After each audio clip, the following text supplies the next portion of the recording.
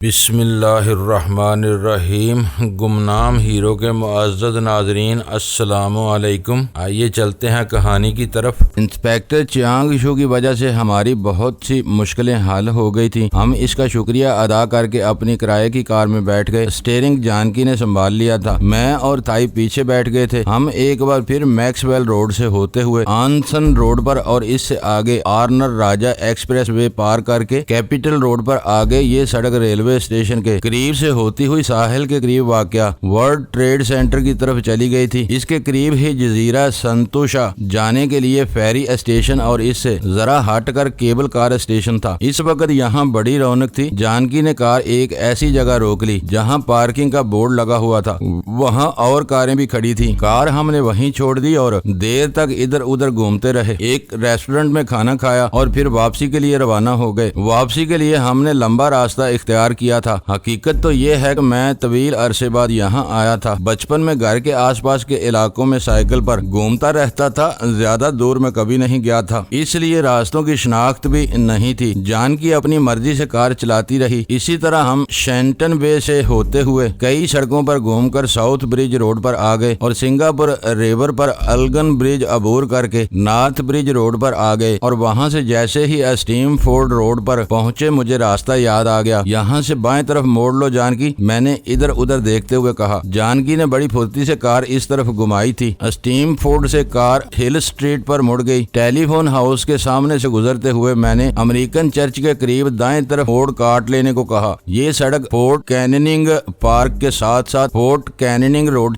तक चली गई थी, लेकिन हमें वहां तक जाने की जरूरत पेश नहीं आई। ये तो वो जगह थी जहां मेरा बचपन गुजरा था। पार्क से आगे दूसरी गली में ही तो हमारा घर था। ओह, इस गली में कार मोड़ते ही जानकी बोली, हम तो घर पहुंच गए। तो क्या तुम्हें घर की शनाख्त हो गई? मैं मुस्कुरा दिया। पाम के वो 3 दरख्त, जानकी ने सामने इशारा किया। सुबह जब मैं सौदा लेने के लिए मार्केट गई थी तो पाम के इन 3 दरख्तों को निशानी के तौर पर जहन में रखा था। कार मकान के सामने रुक गई। जानकी ने इंजन बंद कर दिया और कार के डैशबोर्ड में लगी हुई घड़ी देखते हुए बोली, 12 बजने वाले हैं। हम शाम 5 बजे के करीब घर से निकले थे। 7 घंटे गुजरने का पता ही नहीं चला। कोई परेशानी नहीं थी, इसलिए सैर सपाटे में वक्त गुजरने का एहसास ही नहीं रहा। मैंने अपनी तरफ का दरवाजा खोलते हुए कहा। जानकी और थाई भी नीचे उतर आई। जानकी ने कार के दरवाजे लॉक कर दिए। घर की चाबियां थाई के पास थीं। इसने पर्स में से चाबियों का गुच्छा निकाला और ताला खोलने लगी। अंदर दाखिल होने के बाद मैंने एहतियात से दरवाजे बंद कर दिए। लिविंग रूम में आकर थाई तो सोफे पर ढेर हो गई और जानकी ने सीधा किचन का रुख किया था। मैं भी थाई के करीब ही सोफे पर बैठ गया और किसी कदर झुककर अपना सर थाई के कंधे पर टिका दिया। पता नहीं क्या बात थी कि सुबह जागने के बाद जब मैंने अपने आप को थाई की आगोश में पाया था और थाई से लिपटकर जिस तरह मुझे सुकून मिला था, इसके बाद से मैं अपने आप में कुछ अजीब सी कैफियत महसूस करने लगा था। किराए की इस कार में घूमते हुए भी मैं पिछली सीट पर थाई के साथ चिपका बैठा रहा था और जानकी ने तो 1-2 मरतबा चुभते हुए जुमले भी कहे थे, लेकिन मैंने इसकी परवाह नहीं की थी। इस वक्त भी मेरा दिल चाह रहा था कि मैं थाई की गोद में सर रख कर सो जाऊं। मेरी कैफियत इस बच्चे की सी थी जो ममता को तरस गया हो, और ये हकीकत भी थी कि मैं तो ममता को तरसा हुआ था। ये पहला मौका नहीं था कि थाई ने मुझे इस तरह प्यार किया हो। अक्सर ऐसा हुआ था। थाई ने मुझे जब भी इस तरह अपनी आगोश में लिया था, मैंने ममता की हिद्दत महसूस की थी, और आज तो ये एहसास फजूं तर हो गया था। और न जाने मुझे आज सुबह से ये एहसास भी क्यों हो रहा था कि कोई अनजानी कुव्वत थाई को मुझसे छीन लेगी। मैं थाई के कंधे से सर टिकाए गहरे गहरे सांस लेने लगा। थाई मेरे बालों में उंगलियां फेरने लगी और मुझ पर अजीब सी कैफियत तारी होने लगी। और शायद मैं इसी तरह बैठे बैठे सो जाता कि जानकी की आवाज सुनकर चौंक गया। क्या बात है? वो मेरी तरफ देखते हुए बोली, मैं सुबह से देख रही हूँ कि तुम थाई से चिपके जा रहे हो, तुम्हें कोई एतराज है? थाई ने इसे घूरा। मैं इसके कंधे से सर उठाकर सीधा होकर बैठ गया। नहीं, बिल्कुल नहीं, मुझे एतराज क्यों होने लगा? जानकी ने डटाई से मुस्कुराते हुए जवाब दिया और ट्रे मेज पर रख दी जिसमें कॉफी के 3 मग रखे हुए थे। थाई और जानकी कई साल से मेरे साथ थी। ये दोनों मुझे टूट कर चाहती थी। हर नाजुक मौका पर उन्होंने मुझे बचाने के लिए अपने आप को ढाल बनाया था। वो दोनों ही मुझ पर अपना हक समझती थी। और एक बात मैंने खास तौर पर नोट की थी कि मेरे हवाले से इन दोनों में कभी हसदो रकाबत का जज्बा नहीं उभरा था। कभी एक दूसरे को टेढ़ी नजरों से नहीं देखा था। वो दोनों मुझे टूट कर चाहती थी, लेकिन इनकी चाहत में थोड़ा सा फर्क था। थाई के जहन में मेरे हवाले से कभी ऊट पटांग ख्यालात नहीं आए थे। हम दोनों कई मरतबा ऐसी हालत में एक दूसरे के करीब रहे थे कि कोई और देख लेता तो हम दोनों को गर्दन जदनी समझता, लेकिन ना तो कभी थाई की तरफ से ऐसी हरकत हुई थी और ना ही मेरी तरफ से। अलबत्ता जानकी का मामला मुख्तलिफ था। इसकी चाहत का रंग कुछ और था। माजी में इसे जब भी मौका मिला था इसने मुझे घेरने की कोशिश की थी, लेकिन मैंने इसकी हमेशा हौसला शिकनी की थी। जानकी भी जानती थी कि मैं पटरी से उतरने वाला नहीं, लेकिन इसे जब भी मौका मिलता वो शरारत कर गुजरती, और इस वक्त भी इसने ये जुमला शरारतन ही कहा था। और हम दोनों ही जानते थे कि इसके दिल में हसद या रकाबत का कोई जज्बा नहीं था। काफी की चुस्कियां लेते हुए वो दोनों मेरी दुकान के बारे में बातें करती रही, और फिर इंस्पेक्टर चियांग शो का जिक्र भी चल निकला। वो एक जिम्मेदार पुलिस ऑफिसर ही नहीं था, बल्कि एक शरीफ, मुखलिस और हमदर्द इंसान भी था। अगर इसमें शराफत और दयानत न होती तो चाचा प्रताप सिंह की जायदाद इसके वारिस के हवाले न करता और मेरे अब्बू की दुकान और मकान को इमानत समझकर न संभाले रखता। इसने न सिर्फ दुकान को संभाले रखा बल्कि इसे तरक्की भी देता रहा। दुकान की देखभाल के लिए इसने बूटा सिंह जैसे शख्स का इंतखाब किया था, जिसने बिजनेस को तरक्की देकर कहीं से कहीं पहुंचा दिया था। चाचा प्रताप सिंह और बूटा सिंह के बारे में सोचते हुए अचानक ही मुझे अपने पड़ोसी जगजीत सिंह अरोड़ा का ख्याल आ गया। वो लोग आज बाद दोपहर हमारे घर आए थे और कितने खुलूस से रात के खाने पर मदऊ किया था, मगर हमें बिल्कुल याद नहीं रहा था। मैंने जानकी और थाई को याद दिलाया तो वो भी परेशान सी हो गई। सुबह सबसे पहले मैं इनके घर जाकर माजरत करूंगी और इन्होंने हमारे लिए जो कुछ भी पका रखा है वो हम दोपहर को खाएंगे, जानकी ने कहा। बातों का सिलसिला 2 बजे तक चलता रहा। जानकी जमाई लेते हुए उठी तो हम भी उठ गए। वो दोनों तो अपने कमरे में चली गईं और मैं अपने कमरे में आ गया, और फिर इस रात बिस्तर पर लेटते ही मैं नींद की आगोश में पहुंच गया। अगले 4-5 रोज सैरो तफरीह में ही गुजरे। बूटा सिंह ने मुझे अखराजात के लिए माकूल रकम भिजवा दी थी। इस सैरो तफरीह के दौरान में ही मैंने जानकी से ड्राइविंग भी सीखना शुरू कर दी। थाईलैंड में बड़ी हंगामा खेज जिंदगी गुजरी थी। मैंने कई मरतबा चाहा था कि ड्राइविंग सीख लूं, लेकिन एक एक लम्हा तो भाग दौड़ में गुजरता रहा। कभी इतना वक्त नहीं मिला कि हम सुकून का सांस ले सकें और मैं किसी से ड्राइविंग सीख सकूं। मुझे अच्छी तरह याद है कि एक मरतबा मैं एक संगीन और नाजुक सूरत हाल से दो चार हो गया था। मैं दुश्मनों में गिरा हुआ था। इस वक्त मेरे करीब एक कार मौजूद थी। अग्निशन में चाबी भी लगी हुई थी, लेकिन मुझे ड्राइविंग नहीं आती थी, और इस वक्त मैं इस संगीन सूरत हाल से किस तरह ओहदा बरा हुआ था ये मैं ही जानता हूँ। इस रोज सपहर के करीब मैं और जानकी रिवर वैली रोड की तरफ निकल गए। रिवर वैली रोड का एक हिस्सा शहर के कारोबारी इलाके में था, जहाँ सुबह से रात तक ट्रैफिक का अज़दहाम और लोगों का रश रहता था, जबकि इस सड़क का दूसरा हिस्सा रिहायशी इलाके में से गुजरता था। हम इसी तरफ आए थे जहाँ कुछ और ऐसी सड़कें भी थी जहाँ ट्रैफिक ज्यादा नहीं होता था और ड्राइविंग सीखी जा सकती थी। थाई इस रोज घर पर ही रही थी, और जब थाई आसपास न हो तो जानकी शरारत के मूड में होती थी। इस रोज भी इसकी आंखों की चमक और होंठों की मुस्कुराहट देखकर मैं समझ गया था कि वो शरारत के मूड में है। 30-35 मिनट तक तो वो मुझे ड्राइविंग का सबक देती रही। फिर इसने मुझे पैसेंजर सीट पर बिठा दिया और खुद स्टीयरिंग संभाल लिया। वो कार को मुख्तलिफ सड़कों पर दौड़ाती हुई सारा शहर पार करके लिटिल इंडिया की तरफ ले आई। इस तरफ आने की कोई खास वजह? मैंने इसकी तरफ देखते हुए पूछा। आज मैं तुमसे बहुत सी बातें करना चाहती हूँ, किसी जगह बैठकर तन्हाई में, जानकी ने जवाब दिया। इसके लहजे में संजीदगी थी। रास्ते में बहुत सी ऐसी जगहें थी जहाँ हम बैठ सकते थे। वैसे कार में भी तो हम दोनों अकेले ही हैं। वैसे इस वक्त तुम कुछ संजीदा सी नजर आ रही हो। मैंने कहा, हाँ मैं संजीदा हूँ और मेरे ख्याल में तुम भी अब संजीदा हो जाना चाहिए। इसने जवाब दिया। अच्छा ऐसा करो, मैंने सामने इशारा करते हुए कहा। इस तरफ आ गए हैं तो कार को सैर अंगून रोड पर मोड़ लो। इस तरफ जरा आगे चाचा खुशवंत सिंह का मकान है, जरा इनके घर से होते चलें। चाची रजनी और उर्मिला से मुलाकात। मैं तन्हाई चाहती हूँ और तुम मुझे खुशवंत सिंह के घर ले जा रहे हो, फिर किसी वक्त मिल लेना इनसे, जानकी ने कहा। ताहम इसने कार सैर अंगून रोड पर मोड़ ली थी। मैंने बरसों पहले चाचा खुशवंत सिंह के पास एक इमानत रखवाई थी। चाचा तो अब इस दुनिया में नहीं रहा। चाची रजनी से इसके बारे में पूछना चाहता हूँ। कैसी इमानत? जानकी ने गर्दन घुमाकर मेरी तरफ देखा। क्या तुम्हारे ख्याल में वो इमानत खुशवंत सिंह के घर वालों के पास अब तक महफूज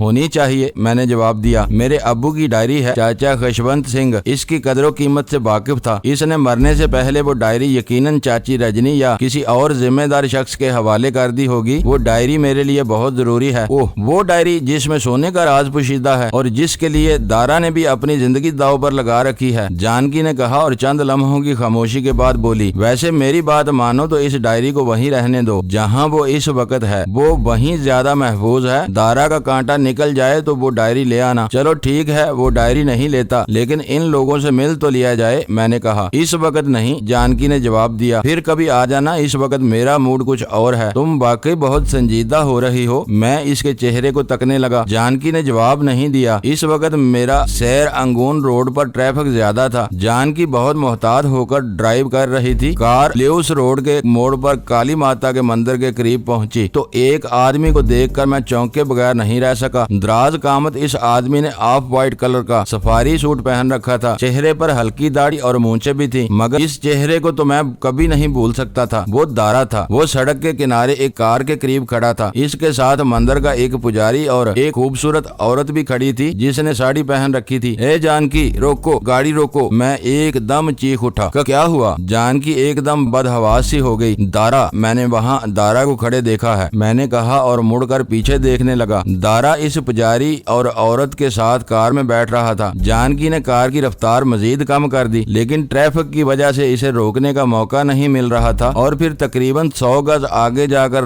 कार रोकने की जगह मिल सकी। मैं कार से उतरकर पीछे की तरफ दौड़ा। इस वक्त सफेद रंग की वो कार साइड स्ट्रीट में दाखिल हो रही थी और जब मैं इस मोड़ पर पहुंचा तो वो कार आगे किसी और गली में मुड़कर निगाहों से ओझल हो चुकी थी। मैं वहीं खड़ा इधर उधर देखता रह गया। इस दौरान में जानकी भी दौड़ती हुई वहां पहुंच गई। क्या हुआ, कहाँ गया? इसने इधर उधर देखते हुए पूछा। भाग गया, मैंने जवाब दिया। वो यहाँ सफेद रंग की एक कार के करीब खड़ा था। इसके साथ मंदिर का एक पुजारी और औरत भी थी जिसने साड़ी पहन रखी थी। तुम्हें धोखा तो नहीं हुआ? जानकी बोली। पुलिस इसे तलाश कर रही है और वो इस तरह आजादी से तो नहीं घूम सकता। मेरी नजरें धोखा नहीं खा सकती, मैंने जवाब दिया। इसने अगरचे दाढ़ी मूंछें रख ली हैं, मगर मैंने इसे देखते ही पहचान लिया था। अगर तुम इस वक्त कार रोक लेती तो इसे भागने का मौका न मिलता। देख रहे हो यहाँ ट्रैफिक की क्या सूरत हाल है, जानकी ने कहा। आगे भी गाड़ियाँ थी और पीछे भी। मुझे कार रोकने का मौका ही नहीं मिला। लेकिन क्या इसने भी तुम्हें देख लिया था? मेरा ख्याल है इसने मुझे नहीं देखा था, मैंने जवाब दिया। लेकिन इतना तो पता चल गया है कि इस मंदिर के किसी पुजारी से इसका कोई ताल्लुक है। मैंने इस पुजारी का चेहरा जहन नशीन कर लिया है। अब इसे तलाश करना ज्यादा मुश्किल नहीं होगा। इसके बारे में कुछ मालूम किया जाए, मेरा मतलब है इस पुजारी के बारे में, जानकी ने कहा। हम दोनों मंदिर की तरफ चलने लगे। सिंगापुर में हिंदुओं के कई मंदिर हैं जो मुख्तलिफ देवियों और देवताओं के नामों से मंसूब हैं। काली के मानने वाले भी दुनिया के हर हिस्से में पाए जाते हैं। यहाँ भी काली के मानने वाले कसीर तादाद में मौजूद हैं। काली माता का ये मंदिर बहुत बड़ा और बहुत शानदार था। मंदिर के गेट से कुछ दूर जानकी ने अंदर से आने वाले एक पुजारी को रोक लिया। वो कुछ देर तक इससे बात करती रही। फिर मैं इस पुजारी का हुलिया बताकर इसके बारे में दरियाफ्त करने लगा। मैंने इस औरत का हुलिया भी बताया था। ये तो काली माता का स्थान है, यहाँ बहुत लोग आते जाते हैं, पुजारी भी आते जाते रहते हैं। वैसे मुझे याद पड़ता है कि तुम जिस पुजारी का हुलिया बता रहे हो इसका नाम मुरलीधर है। पहले वो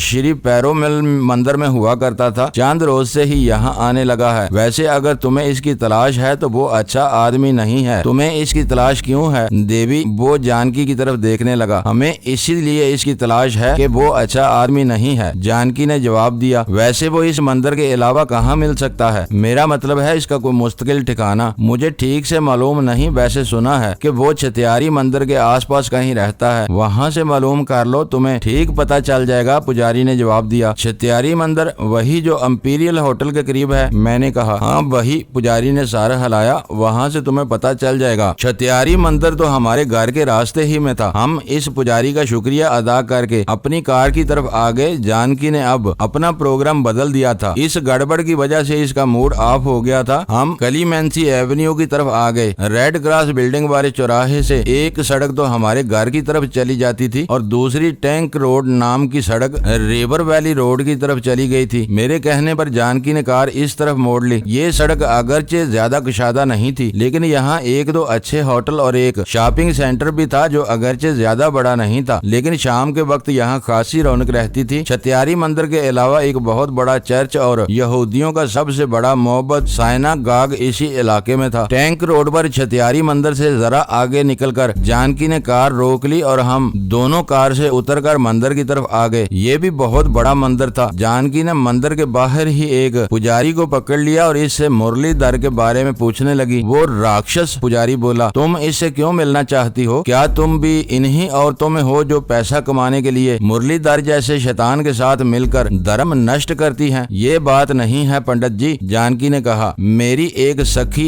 2 दिन से गायब है। आखिरी बार वो मुरलीधर के साथ देखी गई थी। हम इसीलिए मुरलीधर को तलाश करते फिर रहे हैं। ओह, पुजारी बोला, वो नारी तो नहीं जो चंद रोज पहले हिंदुस्तान से आई थी? हाँ हाँ वही, जानकी जल्दी से बोली। हमें इसकी तलाश है। मुरलीधर अब यहाँ नहीं आता। अब इसने काली माता के मंदिर को अपनी बदमाशियों का अड्डा बना रखा है। वैसे वो नानचबाव हाई स्कूल के पीछे मार्टन रोड पर रहता है, पुजारी ने कहा और मकान का पता समझाने लगा। नानचबाव हाई स्कूल ज्यादा दूर नहीं था। ये वही स्कूल था जहाँ एक मर्तबा दारा के आदमियों से बचने के लिए मैंने पनाह ली थी। मार्टन रोड रिहायशी इलाका है। एक बगली गली में वो बंगला तलाश करने में हमें ज्यादा दुश्वारी पेश नहीं आई जिसकी निशानदही छतियारी मंदिर के पुजारी ने की थी। इस बंगले में हमारा सामना एक उदेड़ उम्र हिंदू औरत से हुआ। अपनी उम्र से कतई नजर वो खासी हसीन थी। बातों के दौरान वो गहरी नजरों से जानकी को घूरती रही थी। इसकी बातों से तस्दीक हो गई थी कि ये बंगला मुरलीधर ही का था, लेकिन वो इस वक्त कहाँ होगा वो औरत कुछ नहीं बता सकी थी। मैंने दारा का मौजूदा हुलिया बताकर इसके बारे में भी दरियाफ्त किया था, मगर वो कुछ नहीं जानती थी। इस हुलिये से मिलते जुलते शख्स को इसने कभी नहीं देखा था। इस भाग दौड़ में मायूसी के सिवा कुछ नहीं मिला था, लेकिन बहरहाल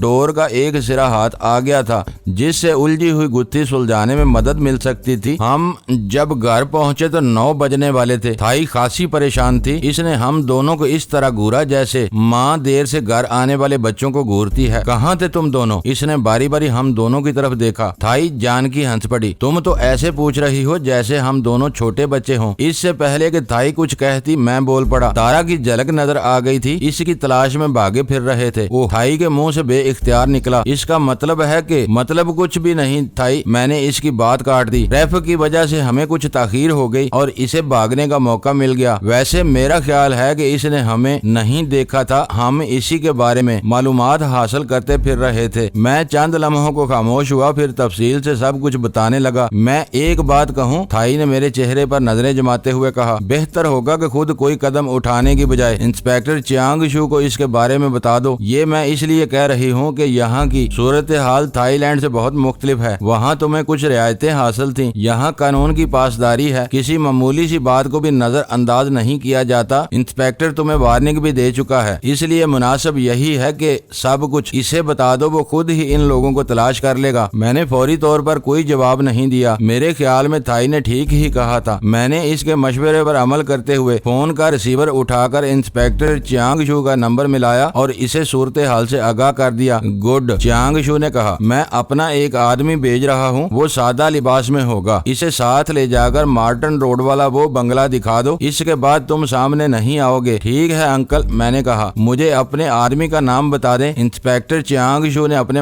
एक मातहत का नाम बता दिया। तकरीबन आधे घंटे बाद इंस्पेक्टर का मातहत पहुंच गया। वो सादा लिबास ही में था। इसने अपनी मोटरसाइकिल वहीं खड़ी कर दी और मेरे साथ कार में बैठ गया। मैं चूंकि अभी पूरी तरह ड्राइविंग नहीं सीख सका था, इसलिए मैंने इसको ड्राइविंग सीट पर बिठाया था। मार्टन रोड तक पहुंचने में ज्यादा देर नहीं लगी। मेरे इशारे पर इसने कार बगली गली में मोड़कर रफ्तार कम कर दी। इस बंगले के सामने से गुजरते हुए मैंने इशारा कर दिया। वो कार को रोके बगैर आगे निकाल ले गया और आगे वाली सड़क पर हाई स्कूल के पिछली तरफ से होते हुए कार को दोबारा मार्टन रोड पर ले आया। ठीक है मिस्टर वजदान, इंस्पेक्टर के मातहत ने मेरे मकान के सामने कार रोकते हुए कहा। तुम लोग अब इस बंगले से दूर ही रहोगे। हम मालूम कर लेंगे कि ये मिस्टर मुरलीधर कौन है और इसका दारा या चीफांग से क्या तल्लुक हो सकता है। ठीक है, मैं दूर ही रहूंगा, मैंने जवाब दिया। और फिर इस रात 11 बजे के करीब हम तीनों निशिस्तगाह में बैठे बातें कर रहे थे कि फोन की घंटी बज उठी थी। करीब बैठी हुई थी।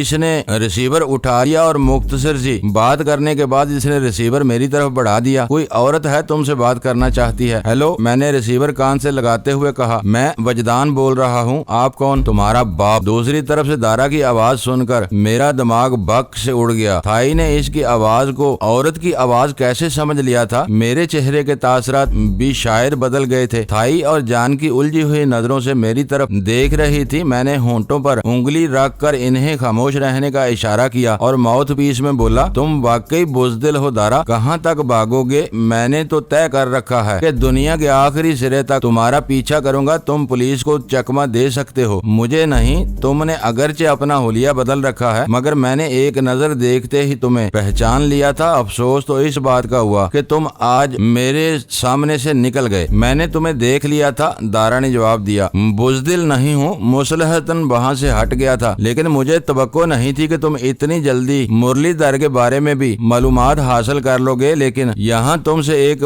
बहुत बड़ी गलती हो गई। अगर तुम मुरलीधर के बंगले पर जाने की बजाय खुफिया तौर पर निगरानी करते तो शायद मैं धोखे में मार खा जाता, मगर तुमने बंगले पर जाकर बहुत बड़ी गलती की। मुझे तुम्हारी सरगर्मियों का पता चल गया। अब तुम मेरी गर्द को भी नहीं पा सकोगे। वैसे मेरी एक तजवीज है बक्को, मैंने इसके खामोश होने पर कहा। तुमने जिंदगी में बहुत दुख उठाए हैं, कई मरतबा मौत के मुंह से बचे हो। मैं भी बहुत परेशान हुआ हूँ। तुम्हारी वजह से मेरा सब कुछ तबाह हो चुका है। तुम्हारे बाप का छोड़ा हुआ कारोबार खूब फला फूला है, तुम जिंदगी भर ऐश कर सकते हो। मेरी तजवीज ये है कि अगर तुम अपने बाप की डायरी मेरे हवाले कर दो तो मैं खामोशी से यहाँ से चला जाऊंगा और पिछले चंद वर्षों में जो कुछ हुआ है सब भूल जाऊंगा। लेकिन मैं नहीं भूल सकता, मैंने कहा। जब तक अपने हाथों से तुम्हारी गर्दन नहीं मरोड़ दूंगा मुझे चैन नहीं आएगा। तुम जवान हो, हौसलामंद हो, अभी तो तुम्हारे सामने पूरी जिंदगी पड़ी है। मैं तो चाहता था कि तुम इस जिंदगी को आराम और सुकून से गुजार दो, लेकिन अगर तुम जिंदगी भर अंगारों ही से खेलना चाहते हो तो मैं क्या कर सकता हूँ? दारा ने कहा। वैसे मुझे वो डायरी हासिल करने में 2-3 दिन से ज्यादा नहीं लगेंगे। हो सकता है इस दौरान में मेरी और तुम्हारी एक मुलाकात भी हो जाए और ये हमारी आखिरी मुलाकात होगी। मैं तुम्हें कल शाम तक का वक्त दे रहा हूँ। अगर मेरी तजवीज मान लो और डायरी आज खुद मेरे हवाले कर दो तो ये तमाम मामलात खत्म हो सकते हैं। मेरा जवाब कल भी यही होगा, इसलिए मेरा जुमला मुकम्मल होने से पहले ही लाइन कट गई। मैंने रिसीवर रख दिया। थाई और जानकी अब भी उलझी हुई नजरों से मेरी तरफ देख रही थी। तुम दारा से बात कर रहे थे, लेकिन मैंने जिससे बात की थी वो तो कोई औरत थी, थाई ने कहा। हो सकता है इसने नंबर किसी औरत से मिलवाया हो, मैंने जवाब दिया। अब तुम पूछोगी कि इसे यहाँ का नंबर कैसे मालूम हुआ, तो ये कोई बड़ी बात नहीं है। कोई भी नाम और एड्रेस पता बताकर नंबर मालूम किया जा सकता है। मैं चंद लम्हों को खामोश हुआ, फिर इन्हें दारा से होने वाली गुफ्तगू से आगाह करने लगा। इसका मतलब है कि वो टूट रहा है, थाई ने मेरे खामोश होने पर कहा। हाँ, इसके शिकस्त खोरदा लहजे से तो कुछ ऐसा ही इजहार होता है। वो चाहता है कि मैं अब्बू की डायरी इसके हवाले कर दूं, तो वो खामोशी से यहाँ से चला जाएगा, लेकिन मैं आसानी से इसे यहाँ से नहीं जाने दूंगा। एक तो मुझे दारा से अपना हिसाब किताब करना है और इसके बाद चौधरी नवाज़िश अली से भी अपने बाप की बर्बादी का हिसाब चुकाना है। ये चौधरी नवाज़िश अली कौन है? जानकी ने उलझी हुई नजरों से मेरी तरफ देखा। ये नाम तो मैंने पहली मर्तबा सुना है। चौधरी नवाज़िश अली ही दरअसल सारे फसाद की जड़ है, मैंने कहा। मेरे बाप का ताल्लुक एक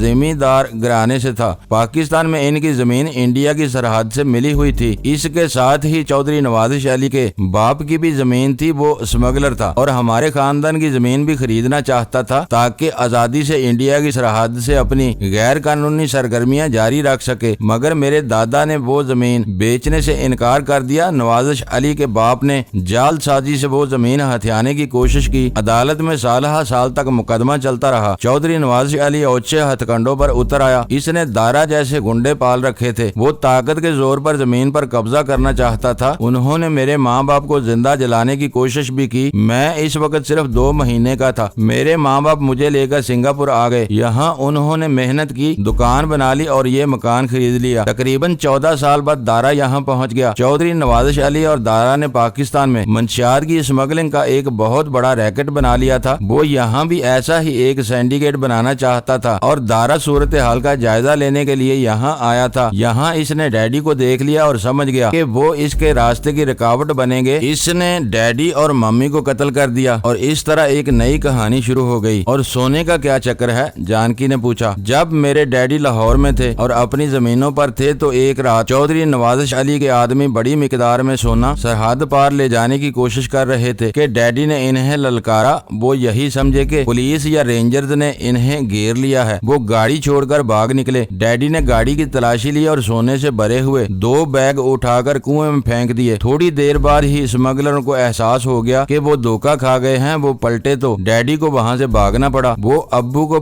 पूरे शहर में शिकारी कुत्तों की तरह तलाश करते रहे। यही दारा पेश था। एक मौका पर इसने मुझे और अम्मी अब्बू को जिंदा जलाने की कोशिश भी की थी। इस वाक़े के बाद ही अब्बू हमें लेकर सिंगापुर आ गए। इस डायरी में न सिर्फ सोने का राज पोशीदा है बल्कि चौधरी नवाज़िश अली, दारा और इसके साथियों के जुराइम की पूरी दास्तान भी रकम है। ये डायरी अगर पाकिस्तान में पुलिस के हवाले कर दी जाए तो इन सब को मौत की सजा से कोई नहीं बचा सकता हूँ। मेरी खामोश होने पर जानकी ने हंकारा भरा, तो इसीलिए वो इस डायरी को हर कीमत पर हासिल करना चाहता है। हाँ, लेकिन वो क़यामत तक ये डायरी हासिल नहीं कर सकेगा, मैंने कहा और चंद लम्हों की खामोशी के बाद बोला, हमने मार्टन रोड वाले बंगले पर इस औरत से बात करके वाकई गलती की। हमारे आने के बाद इसने दारा को सब कुछ बता दिया होगा। अब वो मोहतात हो जाएगा। पुलिस ने अगरचे इस बंगले की निगरानी शुरू कर दी है, लेकिन मुझे उम्मीद है कि वहाँ अब कुछ नहीं मिलेगा, फिर तो इसकी निगरानी भी बेकार है। थाई ने पहली मर्तबा जुबान खोली। हाँ, मैं इंस्पेक्टर चियांग शू को बता दूं, निगरानी जारी रखने या ना रखने का फैसला वो खुद ही करेगा, मैंने कहते हुए फोन का रिसीवर उठा लिया और नंबर मिलाने लगा। लाइन मिलने में ज्यादा देर नहीं लगी, लेकिन पुलिस हेडक्वार्टर से बताया गया कि वो आधा घंटा पहले घर जा चुका है। मैंने क्रेडल टैप करके घर का नंबर मिलाया। कॉल तीसरी घंटी पर रिसीव की गई थी और कॉल रिसीव करने वाला चियांग शू ही था। खैरियत? वो मेरी आवाज सुनते ही बोला। कुछ देर पहले दारा का फोन आया था अंकल, मैंने कहा और फिर इसे इस गुफ्तगू के बारे में तफसील से बताने लगा। वो डायरी कहाँ है? चियांग शू ने पूछा। मुझे मालूम नहीं अंकल, मैंने गोल मोल जवाब देते हुए कहा। डैडी के इंतकाल के बाद वो डायरी मैंने चाचा प्रताप सिंह को दे दी थी। अब मुझे याद नहीं कि चाचा प्रताप सिंह वो डायरी अपने साथ थाईलैंड ले गया था या किसी को दे गया था। थाईलैंड में तो तुम भी